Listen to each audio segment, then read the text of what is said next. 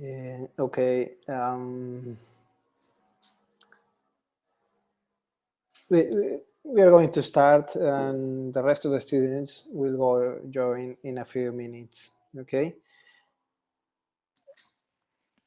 Fine with me. Good. Good afternoon, everyone. We continue today with the conference on the Dubai Expo within these international conferences on architecture and exhibitions. Today, we have with us the team of architects from QUERKRAFT Architecture, authors of the Austrian Pavilion, who will give a conference lecture on their pavilion today. Thank you then for this for their participation today in this conference, and I leave you with them to enjoy a lot. Thank you very much, Jacob and Fabian. Thank you. Thank Just you, said Fabian. hello. Thank you. Maybe you don't see me. I'm one of the three owners of QUERKRAFT, Jakob. I say hello to everyone, and I give the stage to Fabian, one of the leading co-workers at that project. And he became the project leader as the other one became a father and went to a paternal leave. So here's the project manager of Dubai project. Thank you. Thank you. Yeah, good evening, everyone.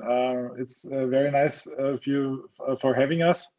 I'm going to start the presentation about the Austrian Pavilion at the Expo in Dubai. Our office is called QUERKRAFT Architekten, as already said. And I shortly want to begin the presentation with a few words about our company. QUERKRAFT was founded in 1998 by 4 partners. 3 of them are still the owners and the managing directors of the company: Gerd Erhard, Peter Sapp, and Jakob Dunkel, who is in the call, as you already heard. So if you have any questions directly to one of the owners, feel free to ask Jakob some silly questions. But we are not only 3 people, we are a bunch of motivated, more or less young people. We are about 45 people, and you can see most of our team on this picture. What you see behind is the facade of our office. We are located at the old stock market building in Vienna. It's a very old building. It's about 120 years old. It's located directly on the Ringstraße in Vienna. And since, well, nearly 8 years, QUERKRAFT is based within a former technical server room of that building, which we use as our office and workshop. And we are all sitting on the same level. We are all sitting on the same tables. So there is a very low hierarchy and a very flat curve of let's say, well, hierarchy in our office. That's a few impressions of the space we use there.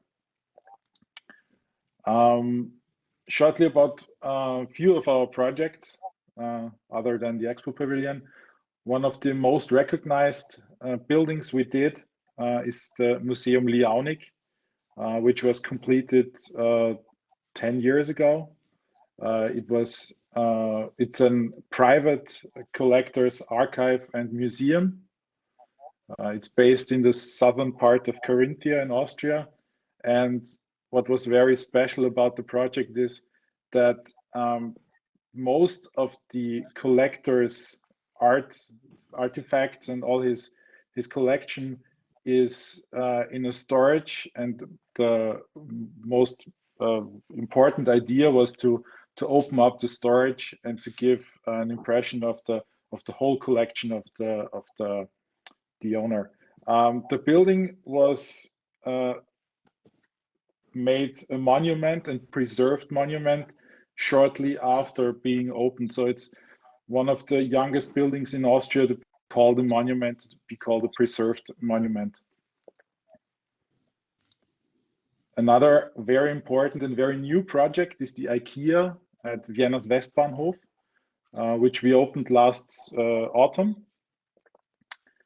It's the first car-free Ikea building worldwide.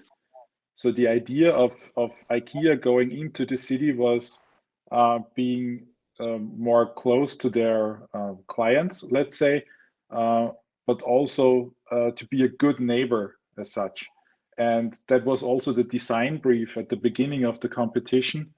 And we were thinking about, well, how are you a good neighbor? How can you be a good neighbor in a city that's crowded and hot? And our idea was to give something back to the environment, to give something back to the city and to the neighbors. And what we did is we designed a grid that's reminiscent of the typical IKEA shelf. And on this shelf, there are about 160 trees growing in large plant pots, as you can see. And these measurements combined with facade greening and well, all the greenery around the building can have a cooling effect on the surrounding areas of the city, which in our sense is giving very much back to the city. And also there is a big public space, roof terrace on top of the building where you can enjoy nice views of Vienna, and it's an open space, and it's not controlled in any way by IKEA. So there is also a city rule that states it has to be public for all people to use.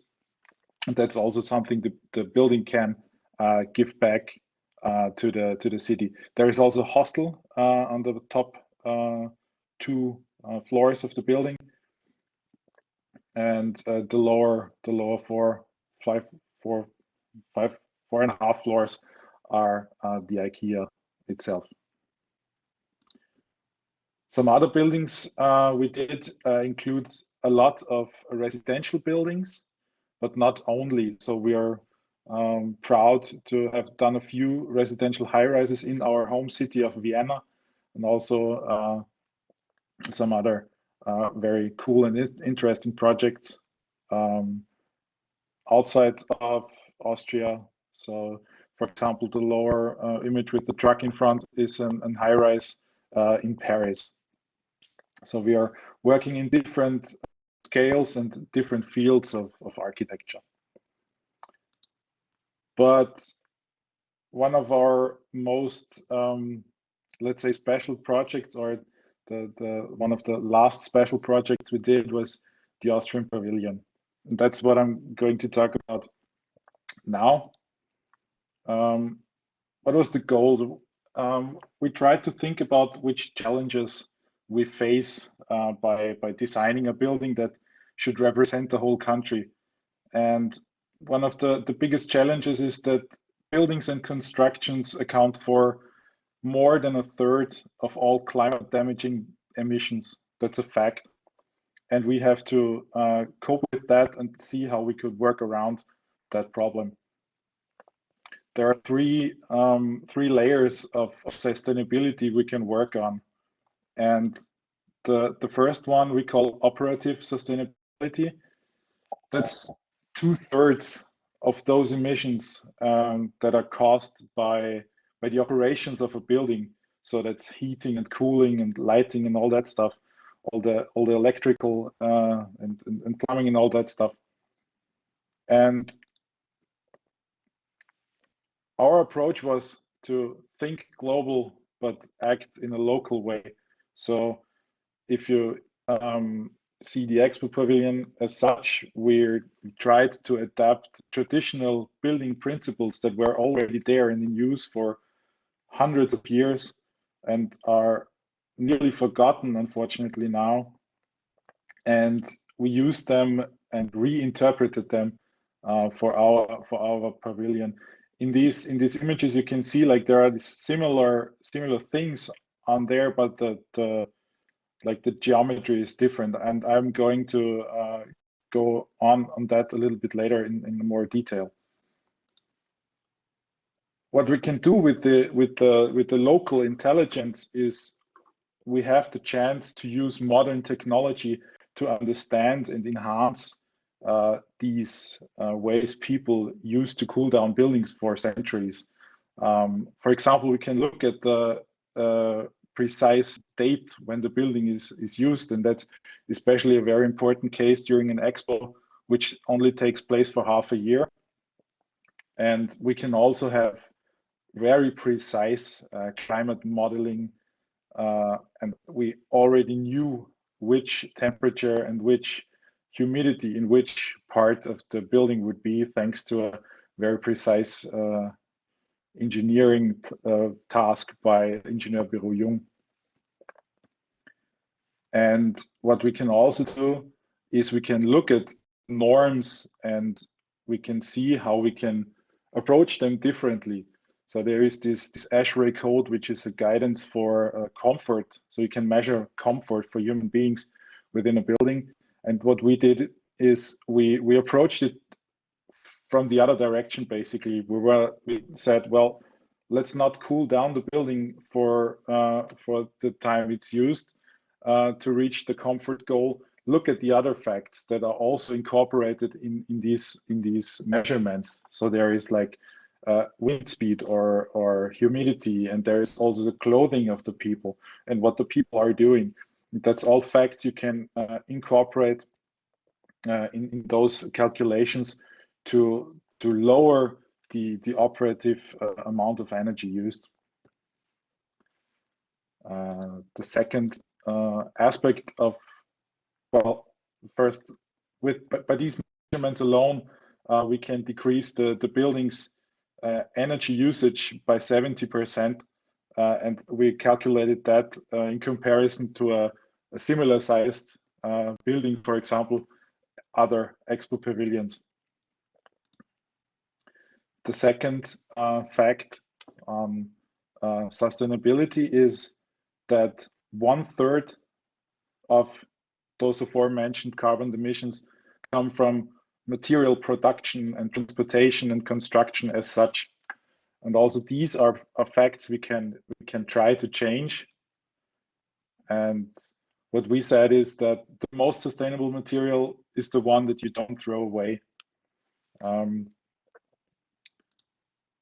That's a very nice sentence, but what does it mean? Especially on the Expo Pavilion, it means we tried to reuse the building. And from the beginning on, the reuse of the building was designed in itself. So it's built like an igloo, like an Eskimo igloo with a few basic parts. They are made out of prefabricated concrete. They all have the same connections. They all have the same joints. They all have the same geometry. And the whole building is made up of only a few different parts. And these can be detached and reattached in a completely different way in another location. And the size of those pieces is calculated based on how much a lorry can transport. So that's kind of a view on our igloo system of one of the biggest cones we use in our building. And just for a comparison, how much you can do with these parts. And remember, it's only 8 different parts the building is made out of. So this is the configuration it's currently in, but we could also do something like this. That's the same amount of parts, just arranged differently. Or we could do something like this, or we could just simply only use a few parts, because every cone stands for itself. And the third important fact on sustainability is what we call emotional sustainability. That's the human connection people have on buildings. So Jakob likes to say, what you like, you keep, and what you keep, you don't throw away. So buildings that people like and can connect to are being preserved for longer. That's also a fact. And on this building, you can see a few, on this page, you can see a few buildings that you may or may not remember. All of these buildings do not represent sustainable building as such, but they represent sustainable buildings in a way that they are preserved for, well, centuries. And the human connection goes far beyond how we perceive a building is also very important. So, for example, you connect to a building and in your mind you already know it's more beautiful, but we can't really dissect why. And also sometimes building have flaws people don't even care about after they connect it to a building. So for example, this is a very famous clock tower in Graz in Austria. And well, it looks like an old clock tower, but in fact, it doesn't look like that. In fact, in reality, it looks like that. So the perception of people also changes by just emotionally connecting to buildings. And a few years ago, we made some fun and tried to implement all these building flaws, little details, little wrong details, if you will, into a little game that our office made. We call it Unperfect, which is translated like imperfect in English. And through digitalization, we can also kind of calculate or measure people's connection to a building. That's why we also try to use social media very extensively, because we can like see how people react to our buildings or which aspects, for example, they take the most pictures of. And that's also something you can really see is how people connect to a building through social media and digital media. And it's not only visitors to the pavilion, but also, for example, that's one of the main building engineers having fun on the building site, just because he liked the building so much. He climbed on top of one of the cones and had this building of him taken, this picture of him taken. So now let's go a little bit further to the facts about the pavilion. Shortly, I think you know where we are, Central Europe, and down there you see the Arabic Peninsula. It's the first expo in an Arabic world. I'm quickly going through these pages because you may already know these facts. There are 2 million visitors expected to the Austrian Pavilion. That was before the pandemic. These calculations, we surpassed the 500,000 mark during Christmas holiday. The Austrian Pavilion is located at the opportunity sector. So the Expo has these 3 big sectors, and we are located in the opportunity sector on the top right. Our neighbors include Switzerland. We have like this mirror pavilion, and on the other side, it's the Chinese pavilion.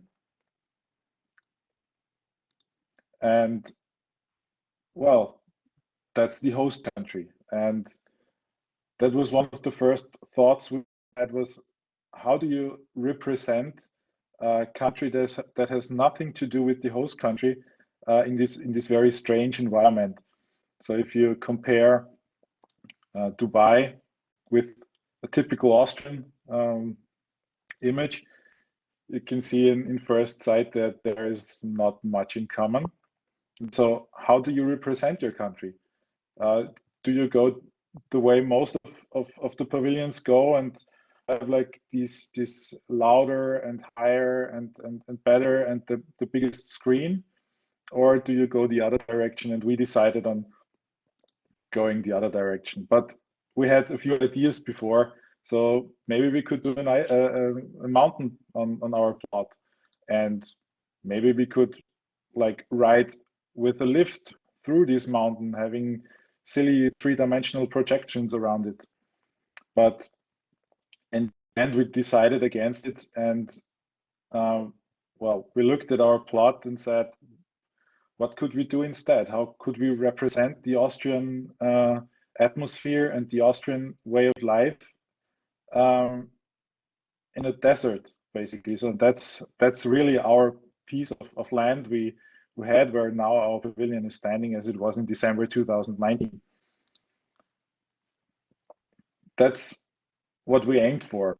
The traditional Arabic wind towers. That's something, unfortunately, local people are forgetting, that they are clever and they worked.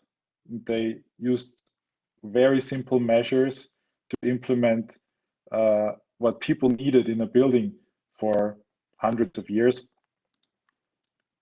And as I said, we used those measurements for our building. So, for example, we have the higher parts of the cones, which are used to exhaust the warm air. We're using the thick walls for storing the cool energy of the night. We are using subterranean wind pipes for bringing cooler air from the outside into the pavilion. We are using humidity, and we are using plants. And also we are using, of course, the shade from the sun to cool down our pavilion. And that's the same principles that have been used for ages. That was our competition entry in June 2019.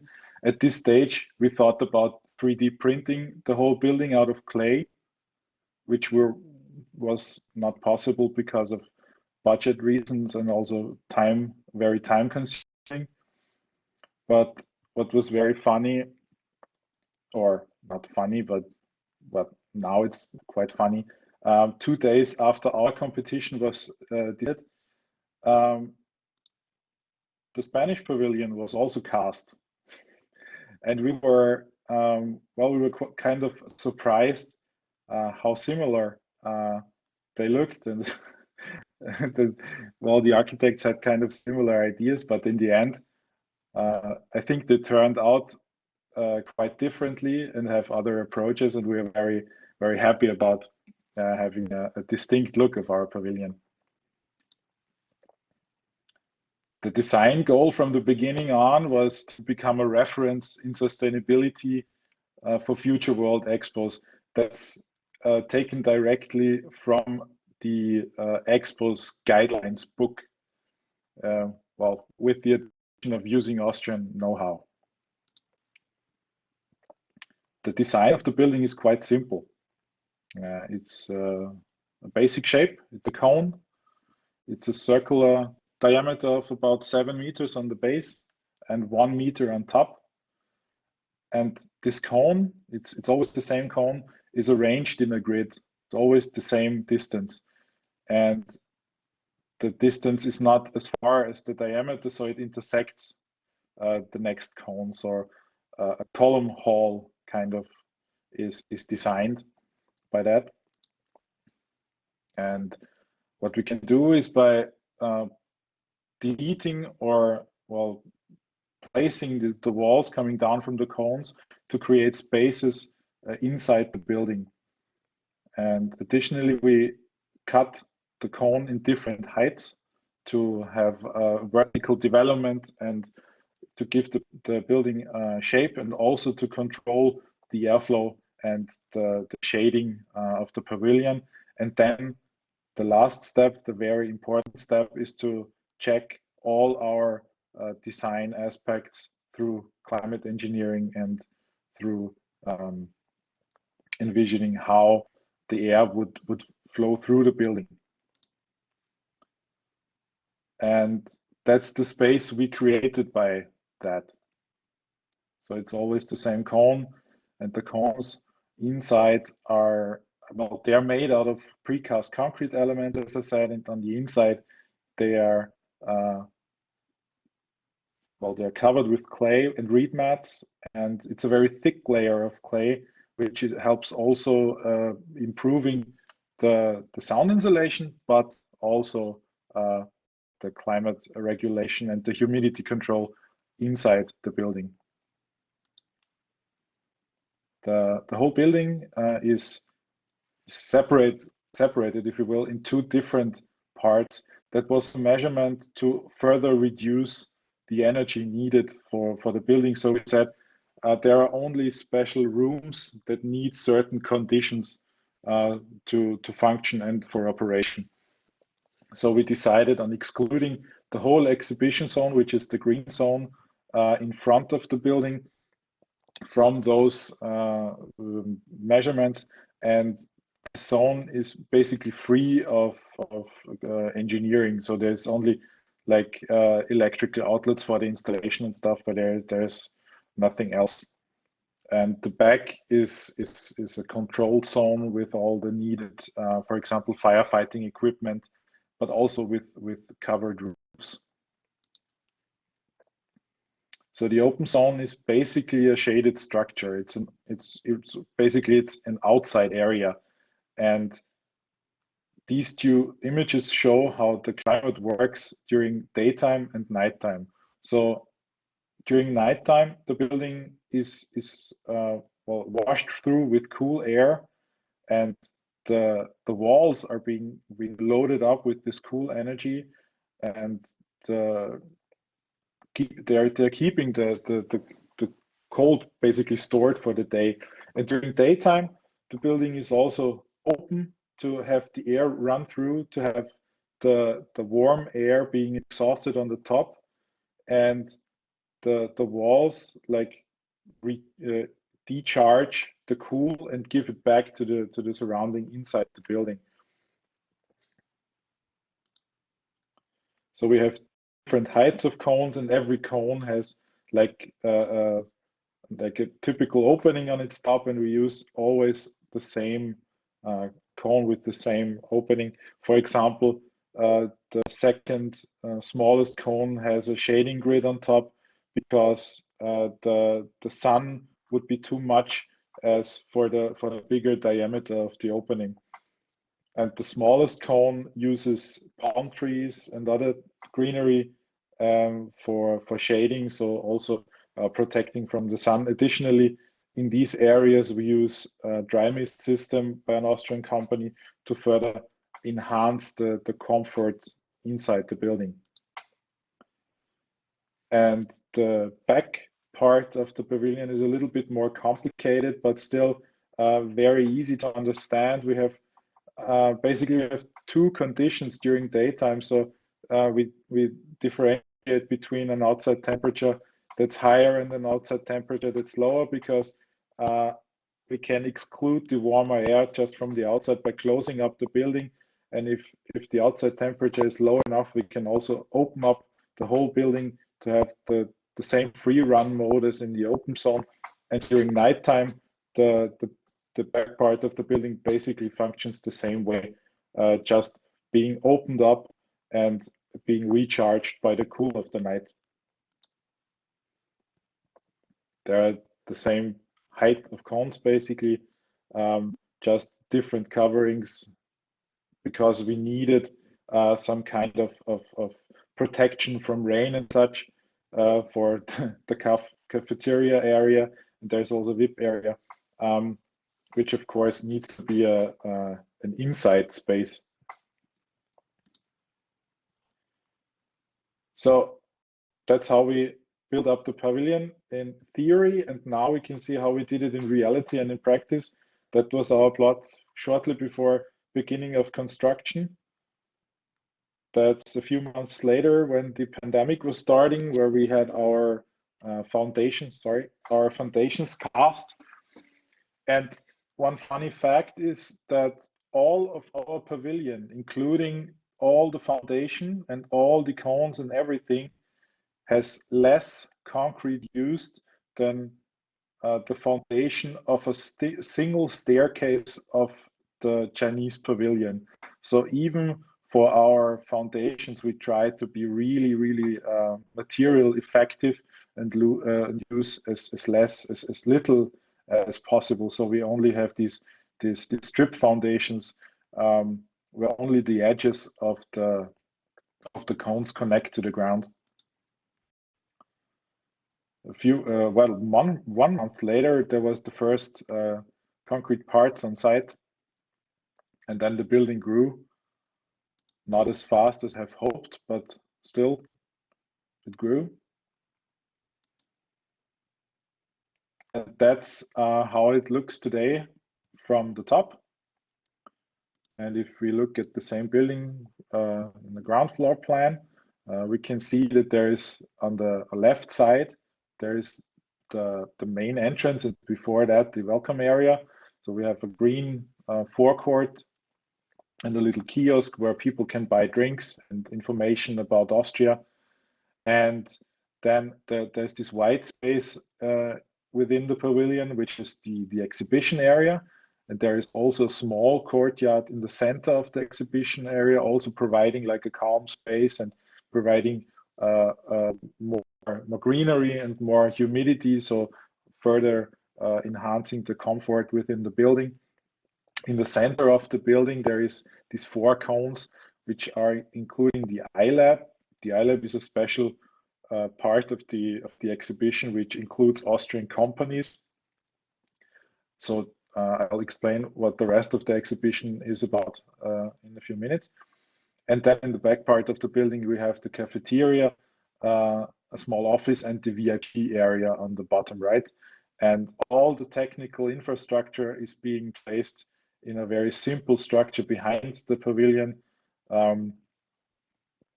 That's just for all the service areas you need in a building like that. That's the elevation seen from the entrance area. So that's basically where people approach the pavilion. You can see the trees are in conjunction with the building. So the height of the trees is designed to be, well, for example, you can read the Austrian name, and you see how the heights of the cones diverge. That's the northern side of the building, where you can see on the right side, you can see the entrance again, and then we have a little cutout, and then in the center of the picture, you can see the main exit, which is just on the side, and that's the other side where you can see the VIP entrance. And what you can also see is that there's this small services area in the back. If we cut through the building, we see that there's always courtyards interacting with the cones. So there's always cone and open space, and you really can't say if you're inside or outside the building. That's the other section, and that's how it looks like inside. You always have the view through the top of the outside, and you can see like the next cone. And we think it's a very beautiful and sensual place. And sensual is the key word here. Austria makes sense is the motto of the Austrian Pavilion. What does it mean? It means that the pavilion makes sense in a way that it's very clever, but also it provokes the human sense, and it centers on the human and on the human senses. And the building is so deeply connected to this motto and to these senses that we even dared to implement the name and the motto in one of the concrete precast elements. And the whole exhibition is speechless but not meaningless. An Austrian design company, Lead Design, especially designed a set of images that communicate what the Austrian Pavilion tries to say. So in this case, that's what you have seen in the beginning of my lecture. These are symbols for greeting, international symbols of greeting gestures, because it needs to be understood by a broad range of people from all over the globe. And we implemented all these images as kind of hieroglyphs into the clay walls. So the connection between the content and the building itself is very deep. This is the welcoming wall. Maybe you can recognize some of the gestures. And that's, if you turn further into the pavilion, that's one of the first cones where the visitor is greeted and handed some slight information about the topic and about Austria and about comparison to the UAE as a host country. And also what we did is we also tried to explain the pavilion building as such within those first cones. And these clay engravings are enhanced with digital projections. You can see one of them on the right side. So they are put to life. They are alive. If you walk through, everything is moving, but it's still these very ancient looking clay walls, which kind of represents how we also approached the building principles using ancient ideas brought to the modern world using state-of-the-art technology. So that's, for example, the wall explaining Austria and the wall explaining, well, Austria has mountains and there is a skier going down. And if you visit the pavilion, you can really see the skier moving down the clay wall, which is really funny. There's some places in the pavilion which are really special. We call them like different stages, if you will. So for example, there is a one single cone in the pavilion which doesn't use the typical flooring. It uses a special kind of pine wood being CNC machined as a floor, and it's like a massive timber construction floor, and there's a special kind of pine wood in Austria that has these etheric oils, which are good for your heart, and you can really calm down when you smell it. And that's what it's used for in this instance.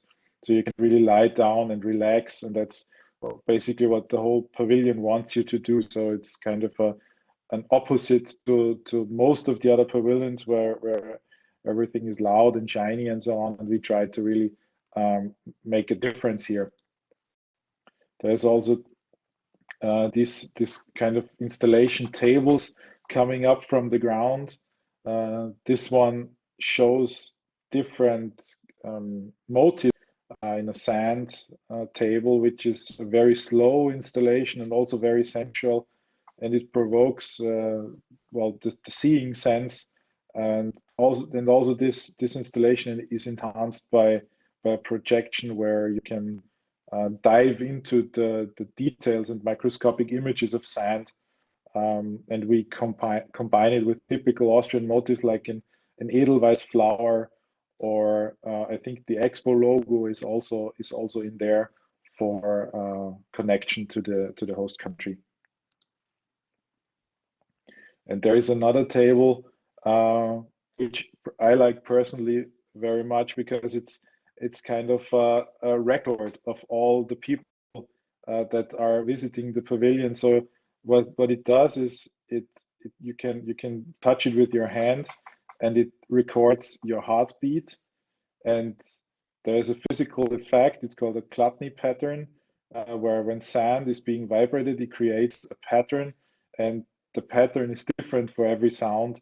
So every heartbeat of every individual person creates a different pattern, and after that, those patterns are being combined to one large pattern in the middle of the table, which is kind of a digital record of all the visitors and all the visitors' heartbeats combined. Well, which will be a very cool image at the end of the expo. There's the Explore Austria part, so that's the iLab.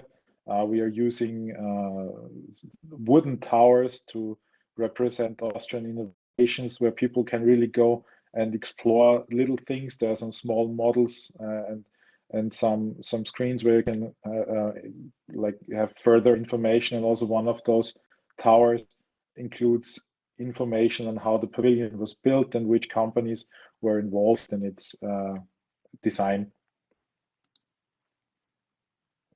And then there is the VIP area, which is also a very special place, because what we try to do is to reinterpret the typical Arabic meeting room. It's called a majli, and typically it's those sofas arranged in a room full of pillows and full of rugs. And what we did is we reinterpreted in a way that we had an Austrian school, which is specialized in furniture, CNC machining this bench. And we also tried to incorporate very many Austrian companies. For example, the lighting you see is part of a light installation by an Austrian designer, and every light in the VIP area is done by another light designer from Austria.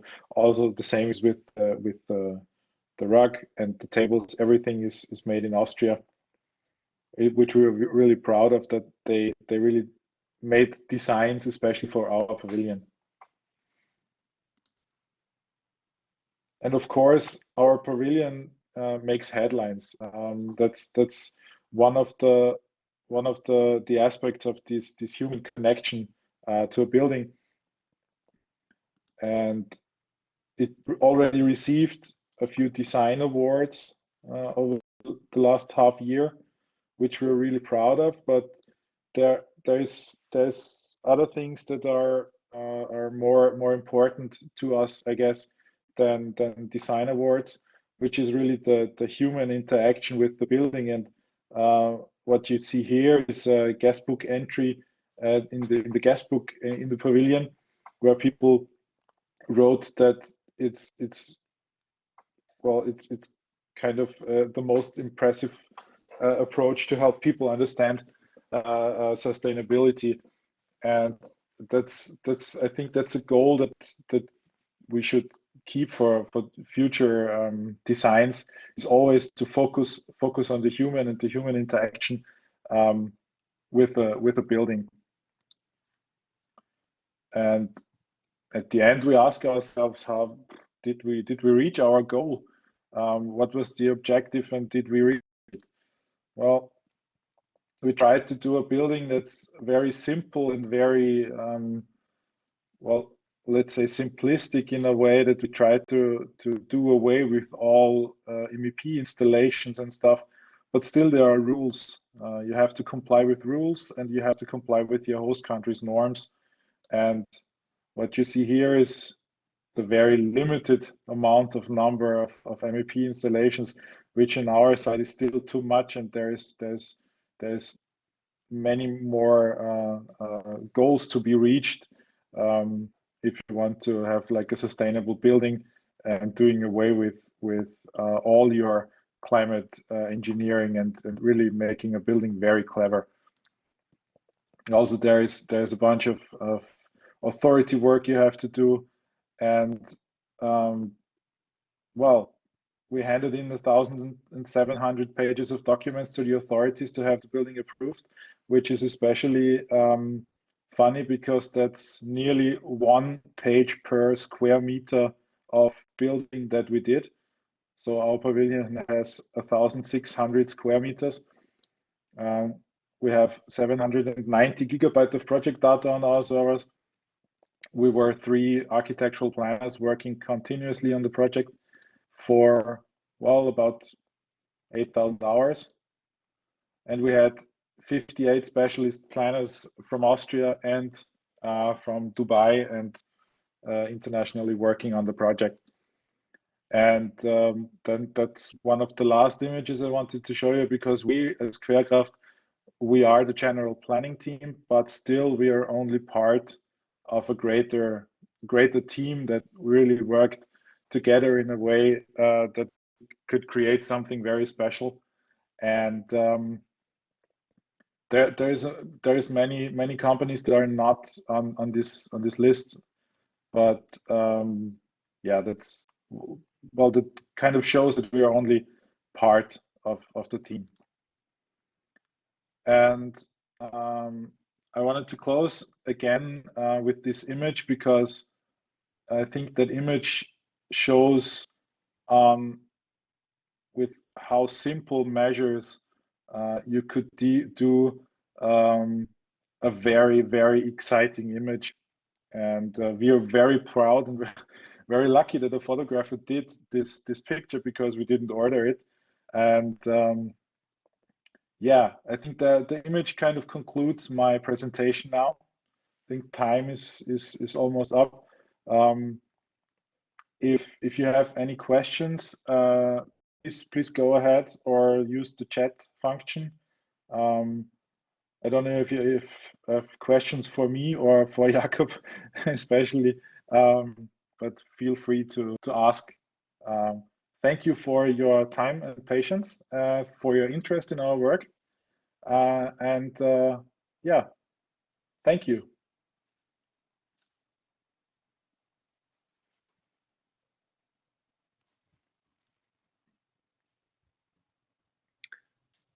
Thank you very much for your presentation.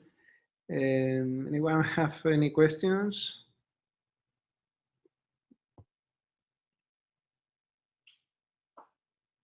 ¿Alguien tiene alguna pregunta?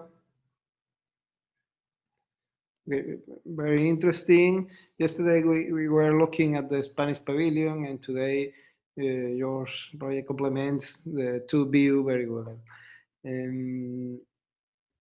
Okay, if anyone have questions.